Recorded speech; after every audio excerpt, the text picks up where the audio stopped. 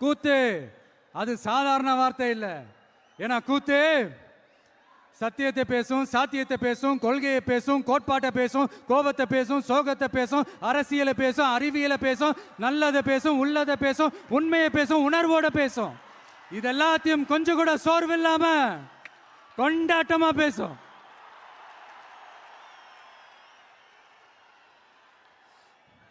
கூத்து ஒரு கொண்டாட்டம்னா கூத்தாடி அந்த கொண்டாட்டத்தோட குறியீடு. கூத்தாடி உள்ள இருக்கிற அந்த கோபத்தையும் சோகத்தையும் யாராலையும் தெரிஞ்சுக்க முடியாது, புரிஞ்சுக்க முடியாது.